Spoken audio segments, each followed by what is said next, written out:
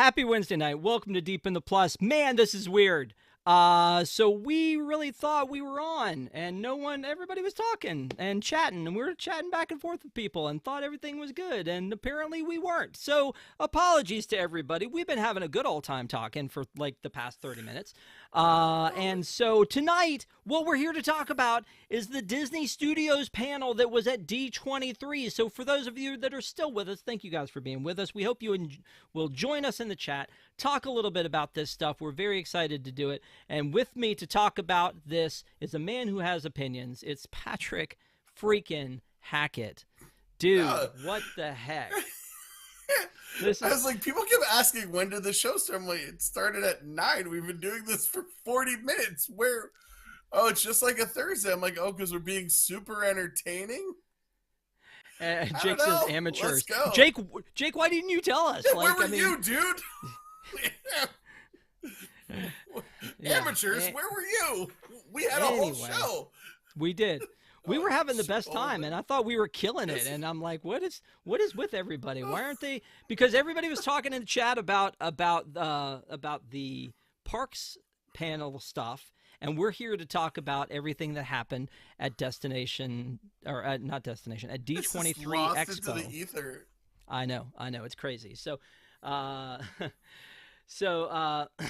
there was not, Patrick said, we have the first part of the show. I was like, no, apparently we weren't live at all. So there we go. Anyway, Patrick and I have had a great talk. Hopefully we can catch you guys up real quick on what we've been talking about. Anyway, so fun. Thank you guys for being with us on your Wednesday night. We appreciate it. Chat along. We've been watching the chat all night. Talk to us, super chat, whatever you want to do, man. We just had a great time at Destination. I said Destination again. I went to this with my wife, and I made sure she knew the difference between the D23 Expo and Destination D23, because they're very different. There's not really a studios panel at Destination D23 that happens in Orlando. So this is D23 Expo, but they've renamed it. It's not D23 Expo anymore. It's D23, the Ultimate Fan Event. And this is a big deal. It happens in Anaheim every other year, and in this particular case, they've made some huge changes with these panels that everybody has wanted, and they had everything at the Honda Center. So what we're going to talk about tonight, again, apparently, is we're going to be talking about the D23 the entertainment showcase that happened, because obviously everybody wants to talk about the park stuff. That's a big deal. We're going to talk about the park stuff too. Yeah, I know you want to talk about the park stuff as much as humanly possible, because I am not on Park Center this Sunday. For all the park stuff, we know Tom did his honest review, but there's more opinions on this network than just his. And make sure you tune in 9 o'clock Sunday for the parks panel discussion on Park Center. It is going to be a hoot, and I'm going to work in as many salty opinions as I possibly can.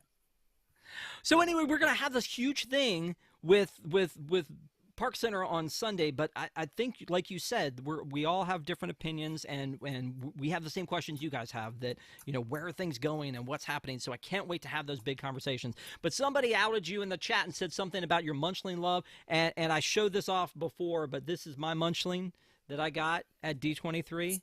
It's Steam Bun Mickey. Steam Bun Mickey, because he's a cinnamon bun, or a beignet souffle. No, he's a steam Willy. Bun, dude. He's a steam bun. Beignet souffle Willy. Says so right there. Are you lying? Why would they call him beignet souffle Willy and you're calling him steam bun? Now I'm just upset saying about the mixing. Yeah, be upset about everything, man. It'll be fun. I'm here. Yeah, it's fine. So anyway, thank you guys again for being with us. We appreciate you. Thanks for hanging on with us. We have a lot of stuff to talk about. Like I said, I was there on the floor for this showcase, and we're going to talk about the stuff, and we're just kind of going to go through the showcase and talk about how the showcase went down. Some of the stuff was movie announcements. Some of the stuff was TV announcements. In other words, Disney Plus announcements. So we're, but everything eventually should come to Disney Plus. So since we are a Disney Plus show, I feel like, talking about all of the elements of the panel are probably they're probably up for grabs, aren't they? Everything's up for grabs. Let's get to it. Yeah, let's get to it. Ready to go again. You're ready to get back to it again. One of the things that happened is, again, we had this at the Honda Center, which happened from 7 p.m. to 9 p.m. out in Anaheim. But the funny thing about it is that I jokingly said that it kind of ran like an episode of News Tonight. It was supposed to be 2 hours, and it ended up being 3.5. And part of me was like not mad about that, because you've got all these stars that come out, and you've got some sneak peeks and some video like that they show, and some new information, and it's really cool. But at the same time, like, I was hoping to get some Disneyland time in. But you know what? I'm for D23 Day at Disneyland, or D23 Day at the Anaheim Angels of Los Angeles, Orange County, California. Yeah, they were making it. They were making it this. Yeah, absolutely. They were making it this huge week. Because, again, they've changed the name. It's not an expo anymore. It was started out in 2009 as a 4-day event, quickly went to an every other year 3-day event, and now it was, like you said, the Anaheim Angels night. There were several different things that happened leading up to Friday night when all this went down. So this was hosted originally in pieces by Yvette Nicole Brown. You know her from Community and some other things, but she has become, I feel like, Disney's go-to hostess when it comes to this kind of stuff. So she was out there, and the first thing she did is she introduced Bob Iger. And Bob Iger came out to a standing... Oh, why? Why? Just because he's better than Bad Bob doesn't mean he's a good Bob. Not great Bob.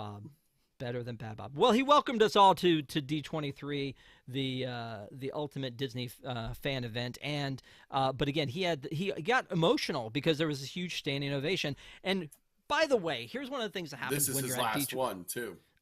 When you're at D23, you drink the Kool-Aid. You're in it the entire time. Like, you are engrossed in it. You buy it all. If they said, hey, you know what? This Artemis Fowl is going to be the best movie of all time, you're like, I agree. So it's one of these things where everything seems awesome, and I'm there. I can't believe you. God, Artemis Fowl. What? Okay.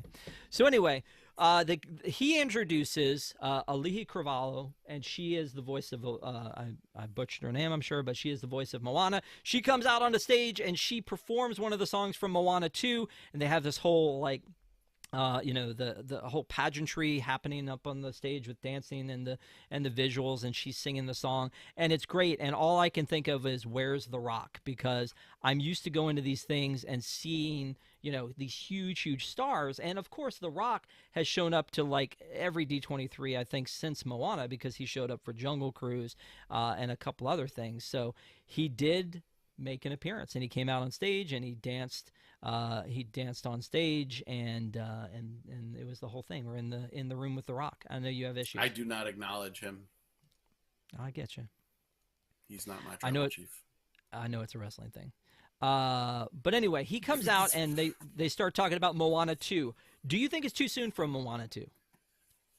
I think it's too soon for Moana 2. I think a live action Moana is even more too soon for. But we have taken Disney to task a number of times for not striking while the iron's hot and capitalizing on popularity of things. I like the idea that we had no idea it was coming, and now it's here. So that's very exciting. I have no interest in live action Moana, but I imagine I'll see it. It could be worse. It could be a land in Frontierland that's dedicated to a movie that hasn't really been popular for several decades. Here you go. You're working the park stuff in. I'm just going to work them in. It's organic. It's just organic. Just organically working it in. Okay. But then, so this was the first thing they announced during the show is Moana 2. And then The Rock stayed on the stage to talk about Monster Jam. So he's doing a movie about Monster Jam. Sunday. Oh, dude, they did it up. They had the flames flying up out of the stage, and it was like, Monster Jam. Do you have a favorite monster truck? You strike me as a Bigfoot guy. You're a Bigfoot guy, huh? Yeah, I'm pretty generic. It's like, if it's Mickey, it's Gravedigger. Gravedigger's what's up. Yeah, exactly. Well, and here's a picture of him that he had up on stage with, like, why he loves monster trucks. He has all these different trucks there. So Monster Jam is going to be the next movie from The Rock, I guess, after that. But it was kind of cute. They showed all the things that he's done. I mean, he's been with them for like 20 years, back to the Game Plan. You remember the Game Plan? He was like, let's go further back than that. How about the Tooth Fairy? No, Game Plan was first, wasn't it? Game Plan was first. I thought Tooth Fairy was first with a young China Anne McClain. Well, I Uma thought it was Game herself. Plan, but yeah, he was pretty young for that one. You may be crazy. It may just maybe a lunatic you're looking for, though. So that was the end of the, like, for some reason, these two Disney movies at the beginning. A lot of times when they'll do these things, they break them out into chunks, and this panel was like everything studios, so they usually break them into chunks. They went on to the 20th Century Fox chunk, because they own that, right? Like, they spent $74 billion on that. And James Cameron himself comes out, and he talks about Avatar. The third Avatar movie's coming out, buddy. Get ready. You know what? For what? Get ready for Avatar 3. They announced the name of it, and they did the whole, you want to know the name? Yeah, well, it's D23. No. Got to tell you the name. It's Fire and Ash. Dude, they're going all elemental. This is like Avatar the Airbender, the last Airbender. It's like they're going, like, we went from the green to the water to now fire, like all the elements. It's like they're trying to be the thing that they were trying to separate Captain themselves Planet. from. They're gonna go with wind and heart next. Yeah. They trucked out Sam Worthington and Zoe Saldana to talk about this one. So, again, we're in California for this thing. So they bring out stars to get everybody hyped up about all this stuff, which it's kind of cool. I mean, I'm sure that it's just a quick drive for these folks. It makes our day when they show up. I know very few things about LA. The one thing I know is there is no such thing as a quick drive. At the Legends panel, Danny DeVito, and again, they have 3 huge panels, and they moved them all to the Honda Center, which was very inconvenient because you have to leave the convention center and go to the Honda Center, but they wanted to make it so that more people could show up, which was beautiful until all the tickets sold out at an insanely high price. And so then, like, now not only did, like, I had a reserved seat, the same seat for all 3 nights, which was great, but at the same time, like, it's a lot of time to go to the Honda Center, go through their security, get seated, wait for the thing. They had hype people at the beginning of each of the panels. But the first panel was Friday night with this one, that's studio. The second one was the Parks and Experiences with Josh. And the third night was Disney Legends. And for that one, Danny DeVito came out to introduce James L. Brooks of Simpsons and Taxi fame. And he looked at him and he said, for no one else would I have driven 2 hours on a Sunday in August with a hernia. And then he goes, no, I don't have a hernia, but still, so yeah, right. It's a quick hop, skip, and a jump. So the next thing they talked about, that was the only thing from 20th Century Fox they talked about. Back at San Diego Comic-Con, they kind of talked a little bit. They had an activation for Planet of the Apes. What? Are you making fun of me? Activation? Yeah. You know what? Yeah. Yeah, my wife was like, what's an activation? I'm like, when you go nothing. And it's like they nothing. take a picture and you do okay. It's a thing. It's a thing. They had a Planet of the Apes activation. Buzzword. You know what, Rob? Anyway, let's make sure that we're aligned with this. We'll circle back and you can ping me on Teams if there's any other issues. Let's just run up the flagpole and see, about our KPIs. Yeah. So anyway, the next part is Pixar. Everybody loves Pixar. Pete Docter, the head of Pixar Animation, comes out and he talks about how great he is because he made Pixar's Inside Out 2, which, it's the #1 movie. It's the #1 movie, animated movie of all time. Maybe Pixar's best. It's amazing. I love it. But, they didn't mention when it would come to Disney Plus, which I was kind of hoping they would. Like, they're not talking a lot about of that. Yeah. Tell us when. I'd like to know. Me too. Yeah. But he did say that there's a new TV show coming for Dream Productions, which is like Riley's Dreams. So Rainbow Unicorn and all the people from the first movie that made Riley's Dreams actually happen. This is going to be taking place between Inside Out 1 and Inside Out 2, and it's going to just be a continuing series streaming in 2025. You excited about this one?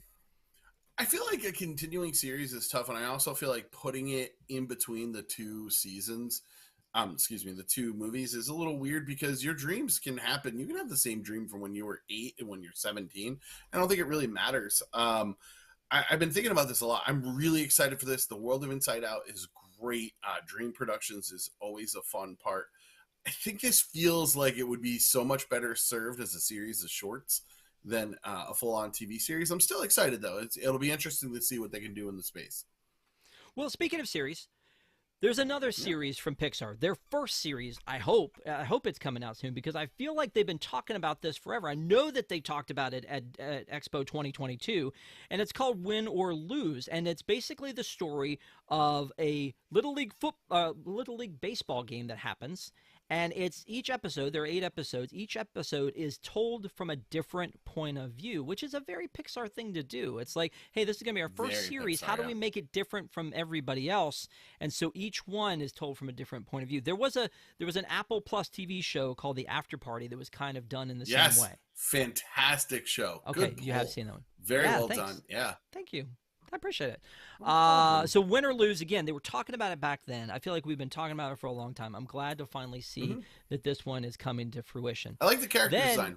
I really do. Then they go, bum, bum, bum, Toy Story 5 is coming. Only in theaters in 2026. And your boy from John Carter, Andrew Stanton, is returning to direct this one. Thoughts? Why? If here's the thing, if everyone just made John Carter the success it should have been, we wouldn't have to go back and do this. But now, because it wasn't a tremendous hit like it should have been, we now have to go and make Toy Story 5. Are you feeling like he's like kind of going backwards to go back to animation? I feel like these are punishments for him and Brad Bird. I feel like it's like, all right, you can't make movies that are good on your own. Stick to what you're good with. Make us some money. Okay. But one of the things they released about this was the premise, and I think this is interesting. The premise is, and I've seen this happen with kids before, is that like the toys are sad because technology is taking over in kids' lives more than toys. And you can see this here from this concept art, is that they've got the little kid who has got an iPad underneath the sheet. Presumably Bonnie. And all the toys, maybe Bonnie, yeah, I think so. Yeah. And then the toys are like, hey, why won't you play with us? But again, my kids are older, but my brother-in-law's kids are younger, and I feel like this has been them. They would always rather have a screen than a toy, and unless it's a toy from something they saw on their screen, like a Dan TDM toy or like a Mr. Beast or something like that. So all of the stuff, like, this feels real to me. Never mind the question of why is Woody there. Like, we don't know that yet, but why is Woody there? I'm asking that question now. So I feel like this could be very bad. Toy Story 4 is fine. It's a movie that didn't need to exist. Oh, Desi hates Toy Story 4. I know. It's fine. It's not like the end of the world like Desi makes it out to be. It's a movie that didn't need to happen. But this is so fraught with heavy-handed. Back in my day, we played with sticks and had Slinkies and Etch-a-Sketch and Viewmasters. Yeah. And things change, and I really like toys are forever. Us? Kids like screen, but kids also like toys. My daughter likes to play with the toys of the show that she's watching. So she'll get her My Little Ponies and her Mirror Stream out, and she'll watch that, or she'll get her Gabby Cats, and I just worry this is going to be really heavy-handed storytelling. Case in point, all the toys behind you. With that, I don't play with. Although I do play with the lightsaber from Liz a little bit. We play with that. One of the other things that they showed was apparently there's going to be an army of evil buzzes, and like, didn't we do that in Toy Story 2 already? I don't know, man. We talk a lot about how we feel like the company is creatively bankrupt, and I do worry about that. So speaking of which, they announced a new movie, an original called Hoppers, that's coming to theaters in 2026. And I find this interesting because I was sitting on the floor, not on the floor, but my seats were on the floor of the Honda Center, and I could hear this guy from over on the side. Every time they would mention an original, he would go, "Well, it's about time." And so we see so many sequels. We've got Toy Story 5, and, we'll talk about, and there's Moana 2 and Zootopia 2, and Pixar, has made a ton of sequels. So they're doing an original movie, and it's called Hoppers, and it's about this teenage girl who zap her brain into that of, like, some sort of a rodent. I think it's like not a guinea pig maybe, but something along Let's those call it lines. A chinchilla. A chinchilla. Why not? And so Hoppers is the name of this, and it's coming out in 2026, and it's an original movie. But another original movie that's coming out that I have a little bit of an issue with is this one, Elio. They had talked about that. They send the little kid out from Elio to go, hey everybody, it's me, and I'm going to be in this movie, and I'm happy to talk about my somebody who's been added to the movie, and it's Zoe Saldana, and she comes back out, and she's going to be playing his aunt. Now here's where I feel like this is going down the road of Good Dinosaur, is that when they rolled this out in D23 2022, they announced America Ferrera was playing his mom. She's not here. They don't mention her. But this Zoe Saldana's playing his aunt. And so I think they've probably recast, rewritten, done some changes to Elio, which is, just like Win or Lose, they talked about this at 2022, and here we are, 2 years later, and it's coming out not this summer, but next summer. I have very low hopes for this. It gives me Luca vibes, and that Luca is not one of my favorite Pixars that we've put out there. You never know. You got to see it, and you got to judge it for itself. We can talk about how it's probably been rewritten and incorporated. It's been hacked to bits by the powers that be. Boo. But we'll see when it comes out. I think I'm a little more looking forward to Hoppers. I love Bobby Moynihan. Tremendous voice actor. So we'll see. Yeah. I'm looking in the chat, and Fire Chief 66 said frozen pizza Elios. Yeah, sure, same thing. It's good. But again, the basic gist of that movie is it's this little kid who gets taken, like abducted by aliens, and taken to this place where he is deemed the representative to Mars, where they need Earth. moms. No, that's not. It's like that. It's like that. Or Guardians of the Galaxy, where the kid gets taken, where he gets taken. But he's like supposed to be the a certain set of skills. He's supposed to be the representative of Earth, representing all of us. So it'll be interesting to see what that's like. I'm with you. I'm very hesitant about that one, only because I've continued to hear about it, and it's not clicking. It's not driving that excitement that some of these others do. Because Hoppers, I've just heard of, and I'm more excited about Hoppers than I am about Elio. So, and then as Pete Docter's closing out his section of the studios panel, he says we've made a lot of announcements, but there's one other announcement that's going to be incredible, and he talks about Incredibles 3. Now I know you're not the stand that I am about Incredibles. I love the first one to pieces. I've seen it more than any other Pixar movie. This is my Pixar jam.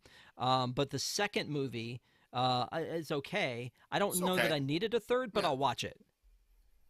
Yeah, definitely. I'm going to watch it, but I feel like we're coming so close to Fantastic Four, and The Incredibles is very much a Fantastic Four parallel.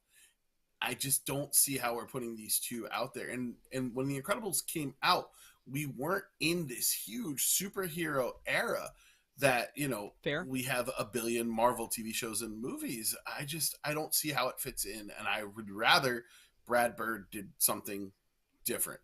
Although he tried different, and that didn't work for him either. Wow. Yeah. You still see this as punishment for them to go back, and I see this as punishment. I see this as go back and do. You had a chance to strike out on your own and be creative, and you failed miserably. You and Stanton both. So now do what we want you to do. Yeah.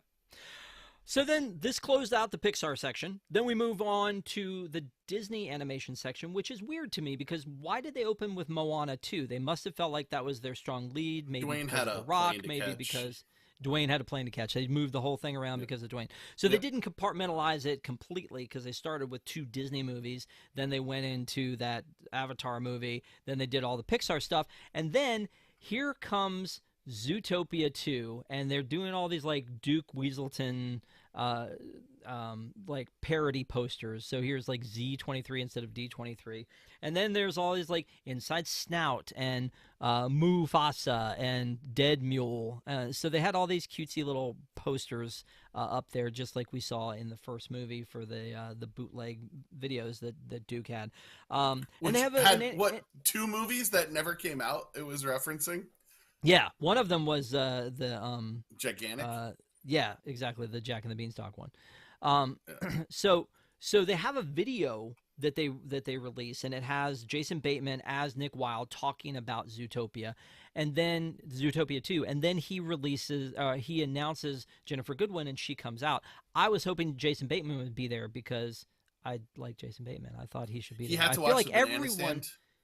He did have to. There's always money in the banana stand. The banana Always money stand. in the banana stand. He, but I feel like everybody, like I said, should be living close by, and that's why we have this in California, is so that all of them can come out on stage and say hi. Anyway, so Jennifer Goodwin comes out. She's the voice of Judy Hopps, and she Crooked announces Cop Judy Hopps. this Zootopia 2. And you can see by the logo on the 2 that this one, she announces, is going to bring in the world of reptiles. We didn't have the reptiles in the first movie, and so Zootopia. we're talking Zootopia. No. Zoo fast, zoo furious. To slaughter someone else's name, Ki-Hoi Kwan, who played Short Round, obviously, in Indiana Jones and the Temple of Doom, and put some respect there. Academy Award winner. Academy Award winner because of everything everywhere all at once. He is going to be in this movie as Gary the Snake. So that's going to be interesting. But here's the thing about this. Why did it have to be snakes? This is Friday night. He came out Saturday night for Josh's panel to talk about Indiana Jones. He couldn't swing by this panel and say hi. I mean, your need to have these celebrities directly in front of you is taking away from us covering this. That's part of the fun. I get That's part of the fun. You wanted That's to see people. D23. Yeah, exactly. So then we move on to Frozen 3 and Jennifer Lee, who is the head of Disney Animation and was also the director of Frozen. I did not know that she was the head of Disney Animation. That is EGOT Award winner, Jennifer Lee. All of them. Well, Johnny L had gotten outcast, and so therefore for doing some things. So. Yes, rightfully so. And when that happened, they split them back up again because they pulled them both underneath him as an umbrella of Disney Animation. And then so they split them back up again. Pete Docter in charge of Pixar, Jennifer Lee. I always would have expected it would have been Lee Unkrich with Pixar.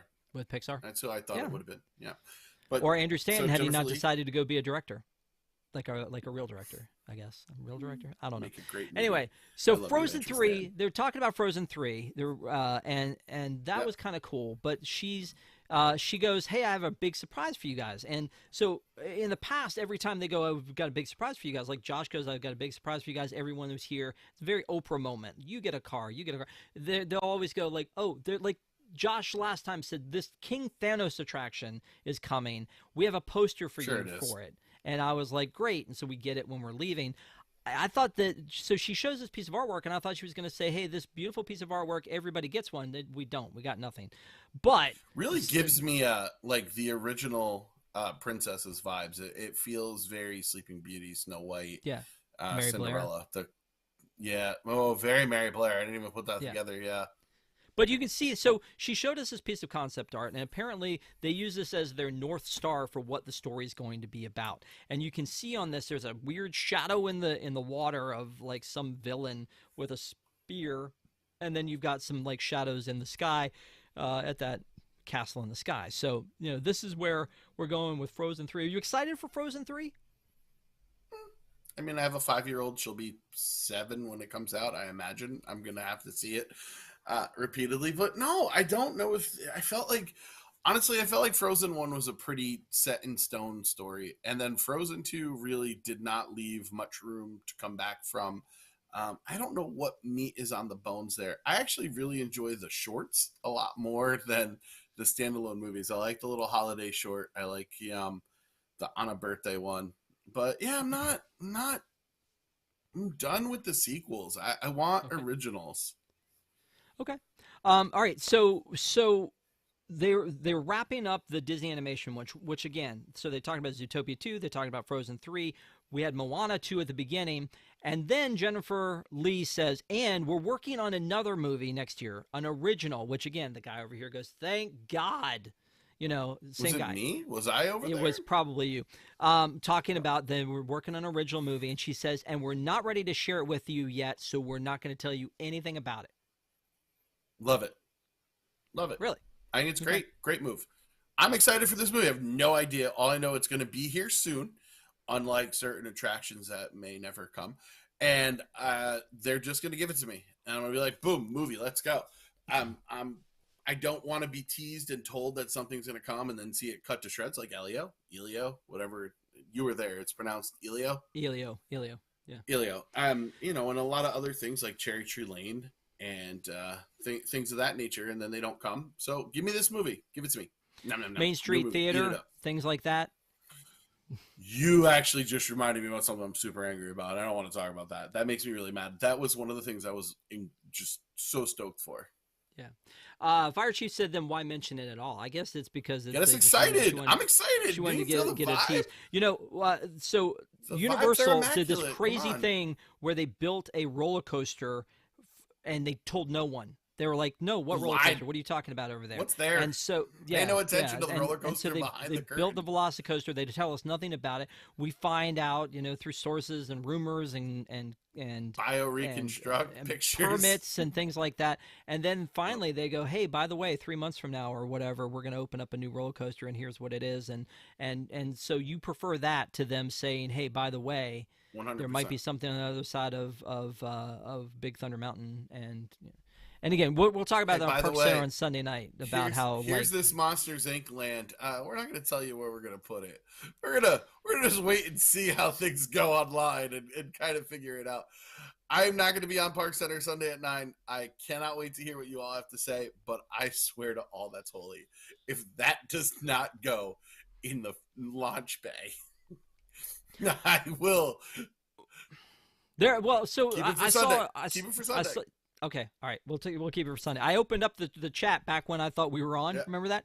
Remember when you thought we were doing a show for 40 trolling the minutes? chat by saying that we were going to burn Muppet Vision down, which of course I don't want to happen. I want that to be, you know, kept as the historic piece that people say it is. I know that the parks are not a museum, but that was the last thing that Jim ever worked on, and I think most people are afraid of that. I know watching Tom's reaction to the D23 announcements for parks that a lot of people are like, but what about Muppets? We don't think that's happening, but we'll talk about that more on Sunday. So here's the thing. So we ended the Disney animation one. So we did the opening Disney animation. We did the 20th Century Fox only, you know, just Avatar. We did Pixar. And we did Disney animation. And then they do full stop, and they do something that was very strange that I've never seen them do before, is they went to Disney on Broadway. Now, the only tie that I see here really is that they announced that the original Frozen, which was on Broadway until COVID, then they just closed it. They didn't pause it. They just closed it. It would have been the perfect first show for my daughter, and I'm so upset about that. Like, well, it was a good show. Yeah, and it tours. It tours. Like, I love Broadway. Yeah. And it tours, and so I saw the touring company, but I would have liked to have seen it on Broadway. I saw Aladdin on Broadway. I saw Lion King on Broadway. I saw Beauty and the Beast on Broadway. I would have liked to have seen Frozen on Broadway. I didn't get to see Tarzan. I saw the touring company of Little Mermaid. But it would have been neat to see. However, apparently they recorded it, just like the Lin-Manuel Hamilton version they recorded. They recorded the original cast, and they're going to show it on Disney+. Plus. Are you excited about that? This is something that should be happening more often. You know, I'm in some Broadway forums as well. I'm a big musical fan, if you haven't heard us talk about it before. There's no reason that we should make Broadway so inaccessible.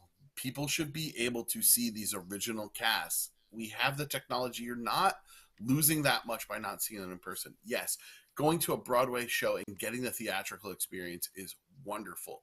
However, you can't always make it there. These things are not always accessible. They're small seats. People don't want to be in those crowds. I want to be able to see things like this. I'm excited. I want to see Frozen on Broadway with the original cast. Everyone should get a chance to see Aladdin on Broadway with the original cast. Genie on Broadway is the only person, James Iglehart Monroe, is the only person who has come even remotely close to Robin Williams' performance. And the voice of Jafar does Jafar in the original cast of Aladdin. Yeah. This stuff should be available to us. Yeah. No, I agree. I do like it. So sometimes they do it and it's weird. I don't know if you've ever seen the Donny Osmond Joseph on of video. Of course I have. On the video? Yes, 100%. Okay. Yeah. But sometimes it's weird, and sometimes it's just from this. I don't know. I think that they did Hamilton very well. Right, and we're in a better place with that now. We know how to stage and how to shoot on stage. I don't think we're going to see. I mean, we get live performances all the time. NBC and Fox are doing live stage performances. I think it's wonderful. So they again, full stop on the studio stuff. They do Disney on Broadway. Like I said, there's a little bit of the, oh, by the way, the original Frozen is coming to Disney Plus, which is exciting. Then they have the cast of as you mentioned, Aladdin come out and do Friend Like Me. They have the couple people from the Lion King on Broadway come out and do Can You Feel the Love Tonight.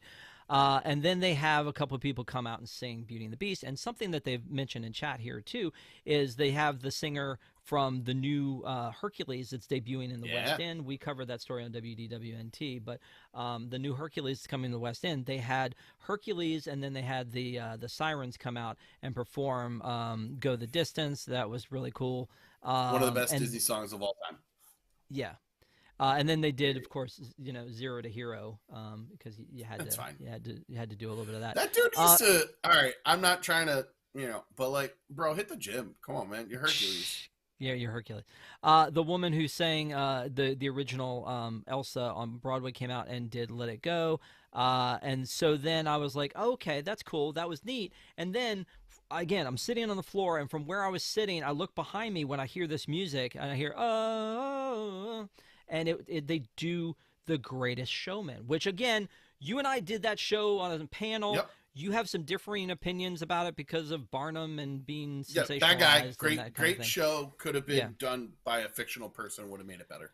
But the music is amazing. The music slaps. Amazing. And when they started doing that, they just blew the roof off the Honda Center. They just did this. Yeah. So apparently they're announcing The Greatest Showman is a new musical coming to Broadway. This is now a property owned by Disney because of the 20th Century Fox. And so they're doing a Greatest Showman, which fits. Like it's usually it's the other way around. Moulin Rouge starts as a movie and goes into a play, but usually it's the other way around. It's that they start as a play and then they go into a movie, like Grease, like movies like that. So this one, like, again, they were so good. This band, I mean, the entire cast of this was just they just killed. This is the greatest show. That definitely looks like Harry Hook from Descendants. It's not. I don't think so. It could be. I don't think it is. You don't know that. You don't know his life. Do you want to go? Anyway, yeah, it was so good, and so I was loving that they did this performance, and fire. I mean, they gave it everything that they had. So that was, again, full stop in the middle, and then they go roll into Lucasfilm. A little studio. I don't know if you've heard of it or not. Disney bought it for. Yeah. I know their really most famous property, Monkey Island video game series. Sure.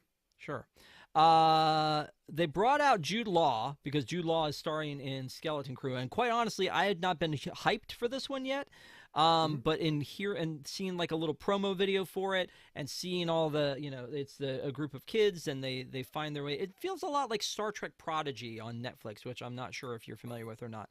Vaguely, where it's a group of kids and they find the ship and they go and then they find Jude Law, who's like a Jedi, and so it's sort of like a young Jedi adventures, but like real life. I have to say, I love almost everything animated Star Wars has done. I feel like they blow it away. There's a higher consistency with their animated, so I'm really looking forward to this. Yeah. So. Then there are a lot of things online where people were saying, I feel like that's Fuzzball from Captain EO, or like... Yeah, no, it definitely looks like Fuzzball. Yeah. So there were a lot of comparisons to that. Then they bring out Andor Season 2 is coming out, and they bring out Cassian Andor himself to talk a little bit about the episode, or about it. So it's Season 2. It's going to connect Season 1 to Rogue One. Are you excited about this? I'm very excited. I was blown away by how much I enjoyed Andor. I was not looking forward to it. I love Rogue One, but Andor is actually my least favorite character in all of Rogue One. I felt he was super vanilla and tremendous in this. On the edge of my seat for a lot of these episodes. Really well done. Looking forward to Season 2. Give me some K2SO. Let's go. Yes. Then they roll out Jon Favreau and Dave Filoni come out, and you know what? Hat. These guys are no hat. These guys are no hat for Dave, and I feel like Jon Favreau's dropped a few lbs. He's looking good.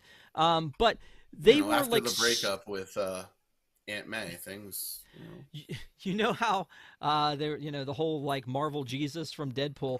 They are Star Wars Jesus. The two of them combined are just like, again, standing ovation, everybody going nuts, because again, they seem to have, like, you know, righted the ship as far as Star Wars goes, and now they're taking this to the big screen with Grogu, the Mandalorian and Grogu, which, you know, Dave Filoni says, well, thank goodness we're going to see Star Wars on the big screen again. And I don't know if I mentioned this at the top or not, but like they talked about movies, which, like I said, we're going to eventually see on Disney Plus, and they talked about Disney Plus series that we've talked about, the Pixar ones, the Star Wars ones so far, but they didn't talk about any direct to Disney Plus movies like the Tom Hanks Pinocchio, like Artemis Fowl, like all these other. And things. I think we're done with that. I think we're done with that. I think if we're going to do a Disney Plus show, it's going to be in the vein of a Disney Channel original movie. Descendants 4 went out there and crushed it. I don't think Descendants 4 is doing anywhere near that number in a box office. I think they're going to try and get the most out of the changing box office that they possibly can, and then put things on a little bit later. I think they learned from the mistakes they made with very good Pixar movies that they just dumped on D Plus for no reason. And I think they were made to learn with their lawsuit with, oh my God, Scarlett Johansson. Natasha. Scarlett Johansson. Yeah, I just want to call her Black Widow. Yeah. Look how beautiful that is. So huge, though. Just look at it. It matches the scope. The scope of this show has always been too big for the small screen. Like, let's get it up there.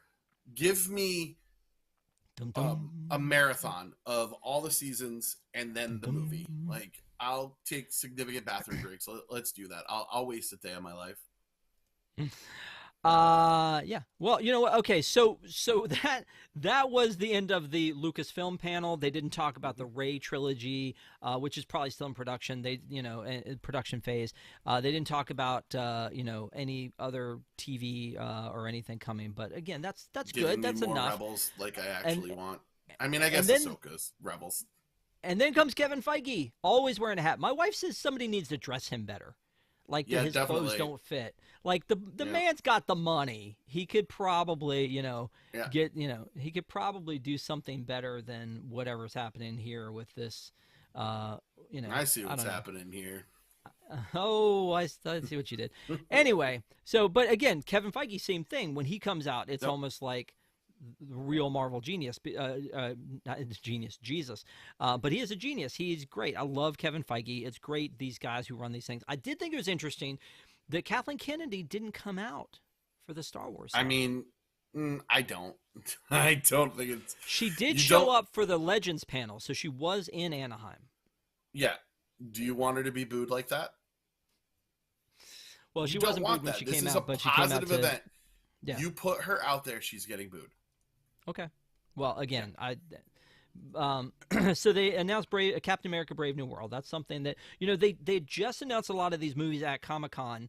They announced, you know, Fantastic Four, and they brought out the cast, and they announced the, you know, RDJ as Doctor Doom, and they brought out the cast for Captain America: Brave New World. And for this one, all they did was they trucked out Anthony Mackie. They didn't bring out Harrison Ford for this one like they did at San Diego Comic-Con. Everything. That's Anthony Mackie. You should be so excited to be breathing the same air as Anthony Mackie. I love Anthony Mackie. You're just disappointed that you didn't get more celebrities. 2 days later, Harrison Ford was there getting his Legends Award. He was in the neighborhood. He could have stopped by. He's old and tired. Maybe he had to go film season 2 of Shrinking. Stop it. It's fine. It's all good. So anyway, they announced Captain America: Brave New World. That one's coming. They talk about that. They obviously talk about Fantastic Four: First Steps.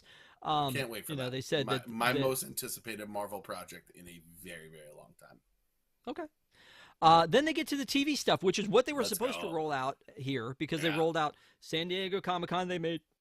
Marvel made their return, and they rolled out the movies. And so here they talk about the TV shows. And so here's Ironheart. Here's Riri. Yeah. She's coming. Let's go. You know, this was she was introduced to us already in Wakanda Forever, and so now here we're gonna see her. A really, really great, fun character. I hope that somehow I can get a live action Devil Dinosaur and Moon Girl in here, because Riri and oh my God, I can't think of Moon Girl's shoot name, but yeah, they get along together a lot. So I'm excited. This has the opportunity to introduce so many Marvel characters to people that they don't know and that could be favorites.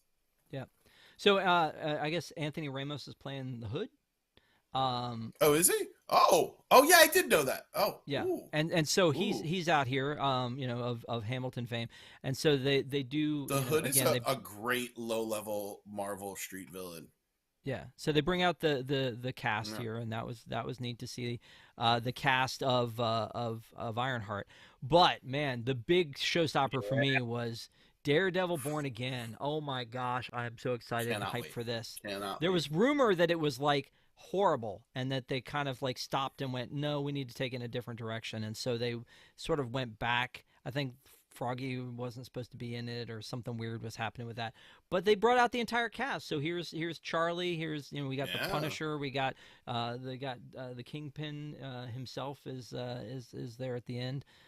So they brought out the entire cast for Daredevil Born Again, and I'm very excited Which, about by that. the way, Actually, if you want to continue the story of Kingpin, Echo is phenomenal. Echo is worth every second you can spend on it. Go watch yeah. Echo. Yeah, we actually did a review of Echo too, so you can watch that.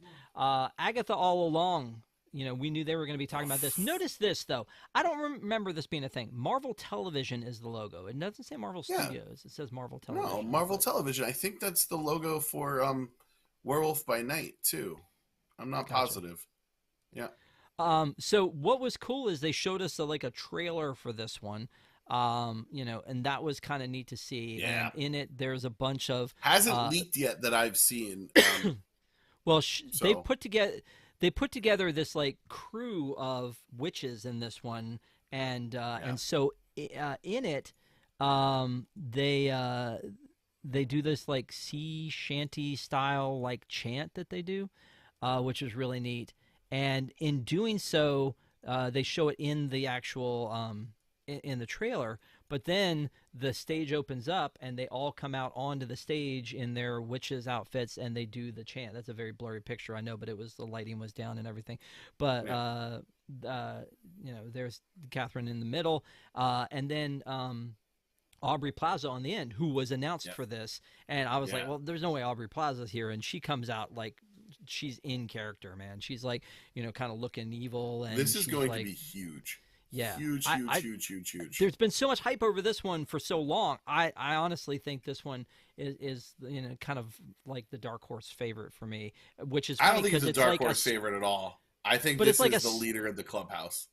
But it's like a spin-off of a Disney Channel, like, I mean a Disney Plus like thing. So that's kind of cool. And the other thing that they announced, which was kind of cool, was that the Anderson Lopez's, they brought them out. They did the music for it. So I think that's cool too. So definitely a big deal. Now at this point of the night, I'm going, wait a minute, we're running over on time.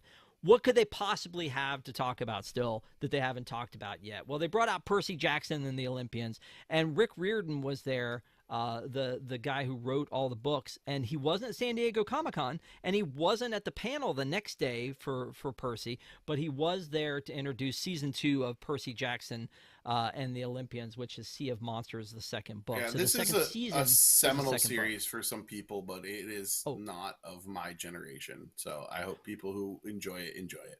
My wife is bananas because she read every book and every offshoot series, and so she rewatched it. She was wearing her like Lotus t-shirt when we went there, fangirling the whole way over the whole thing. If we do Kingdom Keepers, come and get me. Even though I'm not of that generation, I still like that series. I did like the Kingdom Keepers book too. Yeah. So Sea of Monsters, they played a little bit of they don't really have a trailer. Like just like Fantastic Four, they're just starting production on this. And so they were like a week into shooting, so they didn't really have much to show us, but that was kind of cool. So I was like, okay, cool. Now we're done. But why would you end on Percy Jackson and the Olympians? And they were like, wait, hold my beer. Descendants Rise of Red. Now, this is already out, but Rita Ora comes out, and she talks about it, and apparently there's going to be a world tour. Descendants and Zombies Worlds Collide tour. And so I'm going to have to get my girl fired up on some zombies because we're going to that. I've been watching Kylie Cantrell on TikTok doing the dance and teaching little kids to do the dance. Rise of Red is the music is keeping me going. I don't remember liking the film that much, but give it a shot. I'm sure we'll cover it. We have to get to 2 and 3 first. Yeah. I was reading in the chat. Kevin Davis says D23 Expo 2024 best presentations. Number 1 was Disney. Number 2 Marvel Studios. Number 3 Lucasfilm, and number 4 Pixar. Yeah, maybe. Yeah, Lucasfilm. Again, it was great to see Dave Filoni. It was great to see. I want is his name Diego, the guy who is Diego Luna. Yeah, Cassian Andor, and then also Jude Law. But it was not huge, but it was neat to see those guys come out there. And then of course with Pixar, they didn't show too much, but they talked about Pixar coming out with this. I'm really excited about a lot of the stuff Pixar's bringing. I don't know if I agree with that ranking, but that's what makes rankings fun. Yeah, so here we go. They brought out the cast of the Descendants Rise of Red to do some dance moves and some lip syncing. I do not think that they were singing live, but I don't think you can do that when you're doing the level of dance moves that these guys were doing. It was pretty impressive. So, but again, this is like you brought this all out, and this is a thing that's already been released. But maybe you want to talk about the tour. I don't know. So then this weird thing happens. You and I have talked about for this show, for Deep in the Plus, National Geographic stuff, Nat Geo. It's one of the 5 buttons. We've never done a Nat Geo show. I'm all for it. I want to do that Atlantis show if it's still there. I want to do that Search for Atlantis show by James Cameron.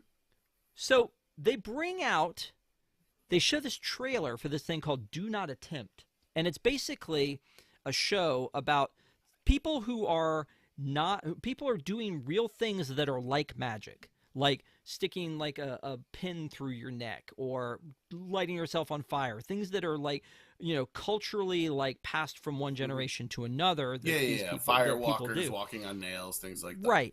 And so the show's called Do Not Attempt. And when I saw the trailer, they just roll right into the trailer. I'm like, what is this? I don't know. And it was David Blaine who is doing this series. And I did not recognize him. He did not look like I remember him looking. And maybe magic. Does this look? Would you have gone? Oh yeah, that's David Blaine. No, I would. It kind of looks like Kevin Feige without the hat. Yeah. So here he comes out on stage. Oh, that's David Blaine. Although it kind of looks like Ben Affleck playing. He feels like Blaine. He bulked up a little bit. Maybe I don't know. He in looks the like gym. A bigger Maybe guy he wanted than to be remember. Hercules on Broadway. Who put the Gladiator? That's what I want to know. So they gave us these cards when we first walked in, or actually it was a little package. You got a card. You finally got some swag? Finally got some swag, buddy. People. Finally got some swag. So they gave us this thing. It said, "Do not open until you're told to." And so we open up, and it's a deck of cards. And he does this whole trick thing where he brings some people up on stage and blah blah blah, and he tells us, cut the cards, cut them again, cut them again, cut them again, and then every single solitary person in the arena. 12,000 people has the 3 of hearts, and there's witchcraft. I mean, there's a reason this works. There's a way this works, but it was like he was like, do this, cut this, and then where you feel comfortable, cut it again and cut it again, and he goes, take the card and put it under somewhere you can't see it, and then we pull it out and we're just like, what? Like, so it was a neat thing to see them do. So I'm like, okay, well, you can't end on this, right? Like, it was cool, but you can't end on this. It's a cool thing to end on. Then the Yvette Nicole Brown comes back and talks about this movie that people have been wanting forever, and it's Jamie Lee Curtis and Lindsay Lohan and Freaky Friday. Oh, see, Lilo. There it is. You got Lilo out there. And it's a Freaky Friday, like, they're finally bringing... They play this reel of, like, kind of a sizzle reel of people saying, when are you doing a sequel? When are you doing a sequel? When are you doing a sequel? And I'm thinking, this movie has been made 5 times at this point, right? There was the original Freaky Friday with Jodie Foster. Was she in that one? Who was in the original? There was the original Freaky Friday, and then there was like this version of it, which wasn't even the original version, and then there was like the remake for TV with Shelley Long. And so it was weird to me to see that, like, this clip where everybody's like, when are you guys getting back together? When are you guys getting back together? And so apparently it's happening. The movie's happening. So Yvette Nicole Brown's out there. She's talking to the two of them. And then so they released the fact that it's going to be called Freakier Friday. Yep. Yeah. And that's what we end on. Good night, everybody. Although I will say that Lindsay Lohan's skirt was very interesting. I didn't know Jamie Lee Curtis was a pin collector. Not quite. Yeah, Ronald said it's been overdone. Yeah, and Fire Chief said, yeah, the original was Jodie Foster. So I'm like, at this point, I'm like, okay, so is that it? And the night's over. And they walk over. Good night, everybody. They walk off the stage, and then there's this like going on as if something has failed and broken inside the studio. And it's Stitch. It's Stitch, live action Stitch. We're seeing him for the first time. Jake, our good friend Jake, had messaged me earlier in the night and said, hey, if they do anything with Stitch, let me know. And I was like, what are they going to do with Stitch? Because I had forgotten about the live action. It was supposed to be coming to Disney Plus at some point, and this live action Stitch. And so we were expecting it to be very Sonic the Hedgehog, like bad. And I sent all these pictures to Jake, who to me is the quintessential Stitch fan. And can you roll that back again for me real quick? I didn't get a good enough look at it. I don't know, man. Well, Jake was immediately, he's like, I love it. And so when he signed off on it, I'm like, good, we're good. And look how fluffy. Like, look at his little legs. He's so fluffy. It'll be interesting to see him in his 626 format. Yeah. You know, because that'll be a thing. But he looks like he could. Not my look Stitch. At this one though. Look at this one. Come on. Oh, okay. Come on. All right. Come that on. is my Stitch. There he is. I'm sorry, buddy. I didn't mean to say that. I'm sorry. Yeah, there. You're a good little guy. Yeah. So that was like this takeover. Maybe they thing. can get Stitch an attraction after this. Oh, maybe. Wait. I would love that. Like a good one. Yeah, it'd be great. Anyway, so they didn't really show a trailer for that. They just were like, you know, it's coming to theaters, which again, we thought it was coming to Disney Plus. So that's kind of like, again, no movies announced for Disney Plus. Everything is coming to the theater. Then they went and announced this thing. This thing has had so much controversy. Yeah. Because there was like this thing online that like the dwarves were different heights. And then just not dive into that and save ourselves. But this is another one they announced at the D23 2022, and they brought Gal Gadot and Rachel Ziegler out. Tremendously bad idea. And they bring them out again. I mean, you know, and so they wheel them out. She's going to be the Wicked Queen, the Wicked Queen, and then of course Rachel Ziegler is going to be Snow White. And so Rachel Ziegler, they showed a scene of her singing, you know, Whistle While You Work, and then the dwarves look a little weird to me. They look a little Uncanny Valley to me. I don't know. It'll be interesting to see. But they're all CGI, and they're all dwarves. They're not humans, which we thought they were going to be. They're all dwarves. Yeah, no. I could not care less about this film, and I wish it would go away. It is doing nothing but making everyone angry and sad. And there's no way it can be good enough to make up for all the anger and sadness it's caused. Well, okay, then we'll move on immediately to Tron Ares. They announced Tron Ares is coming out. And we're going, you know, and so I'm like, all right, that's cool. They bring out the dude. Kevin, he's there. He's Flynn. It's Flynn. He's right there. Like, that's awesome. Like, when was the last time you saw them roll out Jeff Bridges? But he is literally the dude. Like, he's like the dude from The Big Lebowski. That must have been just his regular life. Just the grizzled, like hey man, this is like, you know, totally cool, man. But I'm fanboying because I loved the original 1982 version. I would not recommend necessarily to the masses that one. Tron Legacy I liked more than a lot of people. We've done a review. Eric Morton and I did a review of Tron 1982. Jill and I did a review of Tron Legacy, which was the second one. Then there was a series about Tron Uprising, the series, yes. And so they bring out, they announce it, and then they bring out maybe somebody you've seen before, Jared Leto. So, and he's got the light cycle behind him. So he is going to be Tron. He is Ares. Maybe he can like digitize himself since he's so method. He can just Also turn into a computer. Yeah. Also, Evan Peters, who Ugh. was the Quicksilver from the X-Men movies, he's playing Dillinger's son or grandson, which, Cillian Murphy was supposed to be like the next Dillinger offshoot, and they kind of like Yep. used him subtly in Legacy, thinking he would be something bigger in the next one. So apparently he's not in this one. Jared Leto. I love Tron so much that I will deal with having to watch Jared Leto in another movie. And the premise, and I don't think this is necessarily a spoiler, is that Ares comes into our world, which is smart. Like, let's not go back again. Let's make it different. No, and brilliant, you're going to go brilliant. back a little bit and bring him back Yep. again. Then, So let's tie this to the parks real quick. Hang on. Let's tie this to the parks. I know we've been on for like 6 hours. Are they going to update Light Cycle Run with anything from this? Because this has been my problem for a long time. We talk all the time about it's not a museum, it's not a museum, it's not a museum. But when we have new material for existing IP and properties in the park, we don't do anything with it.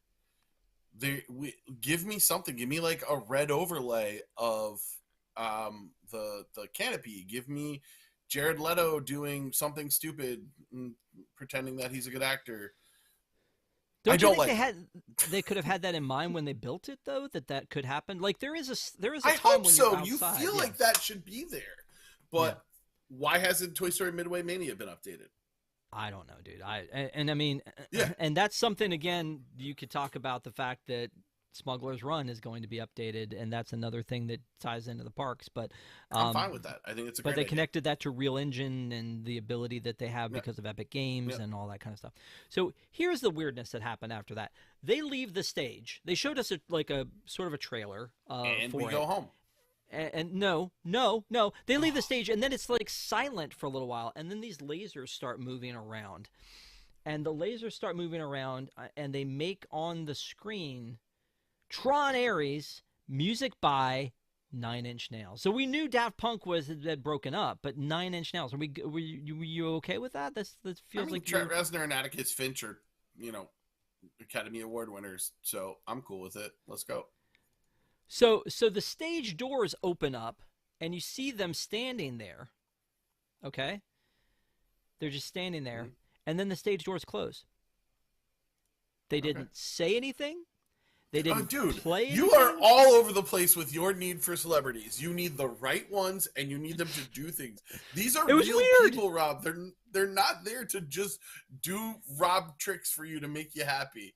That's the rules of D23. I'm sorry, but they carted them all the way there, and they're not gonna come out and say something about making the music or something. I don't know. I thought that was weird. I don't know. You didn't pay enough for D23 Ultra Platinum, where you get to hang out with 9 Inch Nails. Hang out with all the stars that we got to see. And again, going back through this, it was a huge amount of stars. Like, I don't know, a lot of times when you're at home and you hear about all of these announcements, you hear about them, but you don't know that Gal Gadot and Rachel Zegler were out there. You don't know that they chucked out 9 Inch Nails and Jeff Bridges and, and. So I hope that you guys enjoy this. I hope that you know that there was a bigger thing happening. I'm sharing this with everybody, and we'll talk again differently about the Parks panel on Sunday night at 9 p.m. with Park Center. So I thought, is that the wrap up? No, there was one more. There was one more movie that they introduced. They're gonna go back to Freaky Friday. Freakier Friday. No. The movie that they introduced was Mufasa. I cannot tell you. Is that really our closer? And are we really going to ignore the massively successful animated film and the Broadway musical and the show that's been at Walt Disney World and base a land on this live action movie, which it's The land is not based on the live action. The land is based on the animated. Then I had not paid enough attention. Well, the concept art shows the live action, but beautiful Josh D'Amaro told me personally that it was based on the animated, and that it takes you from cub to king.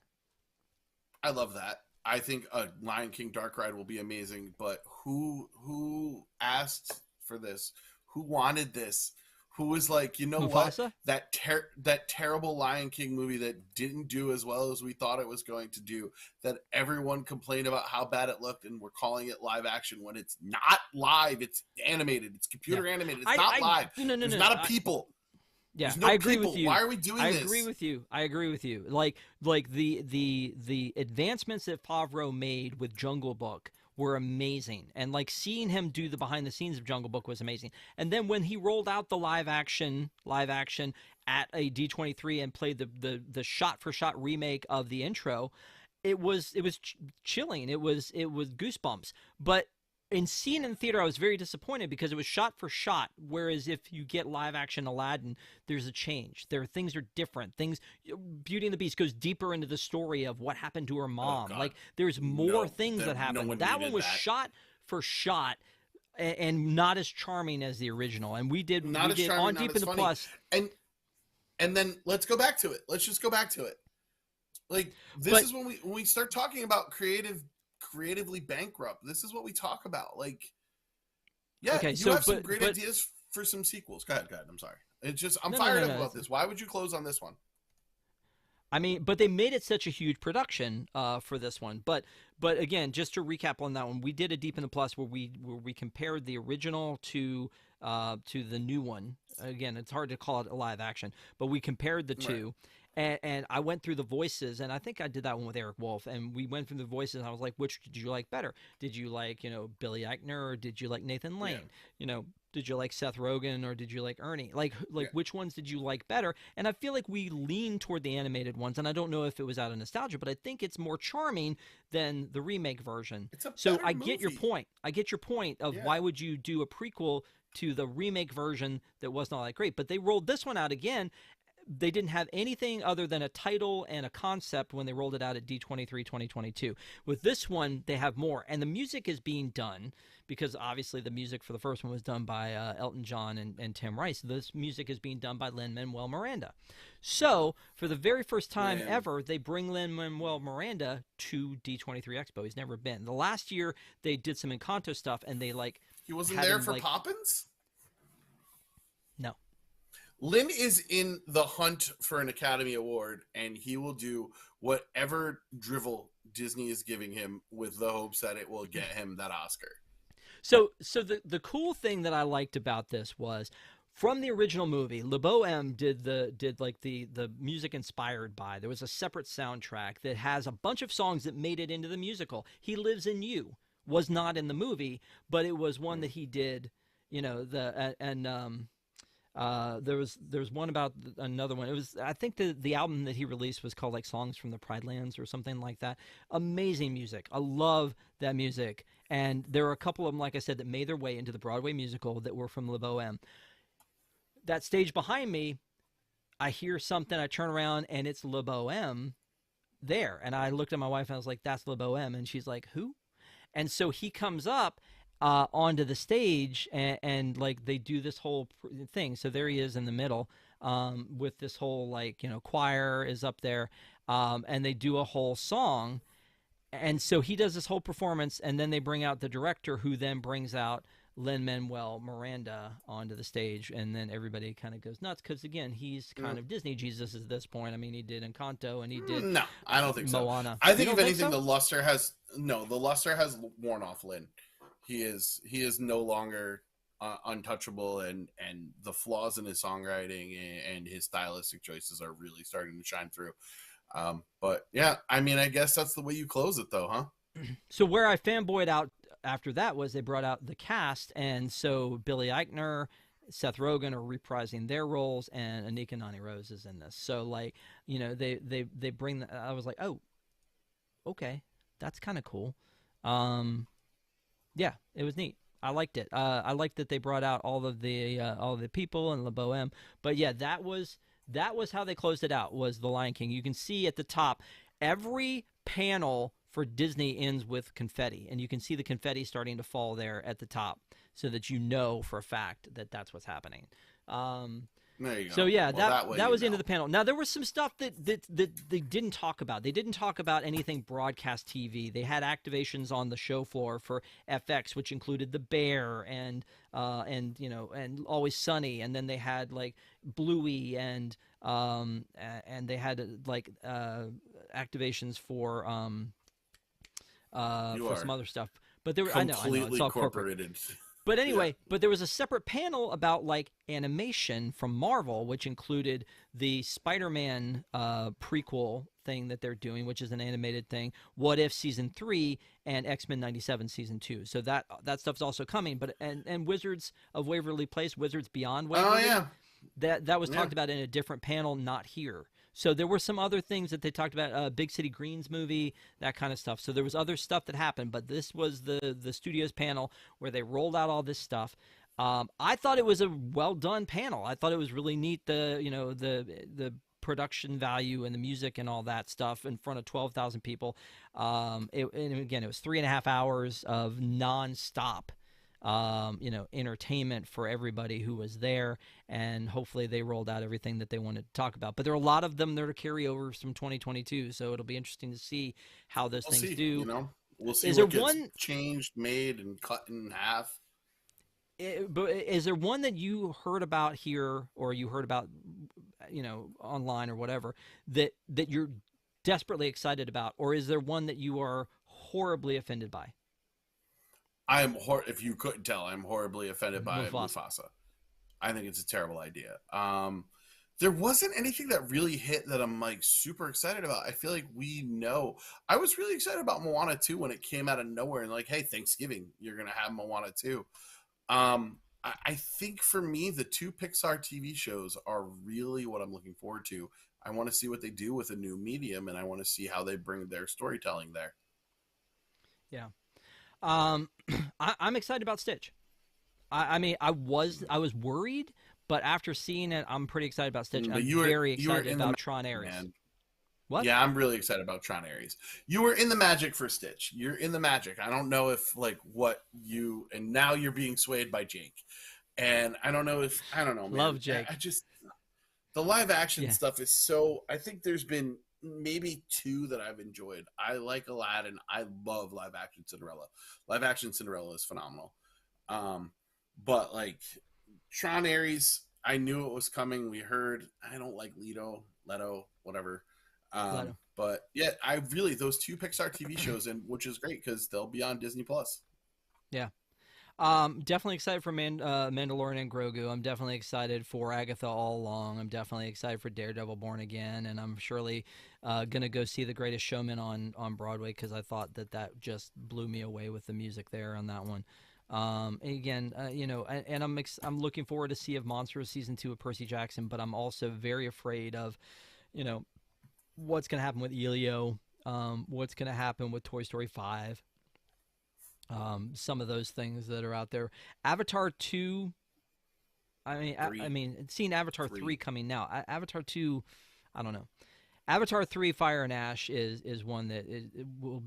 Yeah. They're continuing to make more. I think that the Zoe Saldana said something when she presented James Cameron with his 5 or 7 or something absurd. Like, thank you for giving me the thing that actors never have, which is job security, is what she said. Which is the least true thing she's ever said in her life, because she has only been in franchise films, pretty much.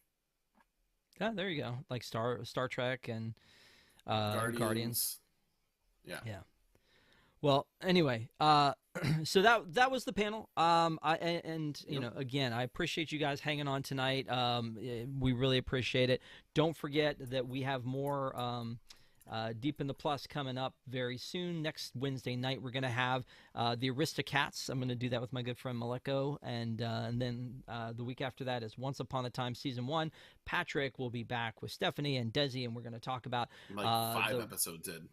Yeah, Once Upon a Time Season 1. There were 22 episodes, I think, in Season 1. So y'all start watching now. But it was kind of cool at the expo. They had a car show on the floor, which from the Disney Archives, and they had the car, like her yellow bug, was there. I love that. That's great. Yeah, awesome. So that was kind of neat. And then Sunday night, I promise you, we're going to dig deep into the parks panel that was on Saturday night, and give you our different opinions from everybody. Talk about some of the things we've learned since the expo happened about where things are going to go. The Rivers of America thing is definitely going to be a conversation. So no, get out of town. Good. I'm glad it's gone. Tom Sawyer Island stinks. Bulldoze it. I'll drive the first one. Let's go. All right. Thank you guys so much for being with us. We appreciate you, and hopefully we will see you guys very soon in another Deep in the Plus. If not, we'll see you Sunday night on our Park Center. And Patrick, my friend, thank you for jumping in and having these conversations with me. I appreciate you. No problem. All right. Have a great night, guys.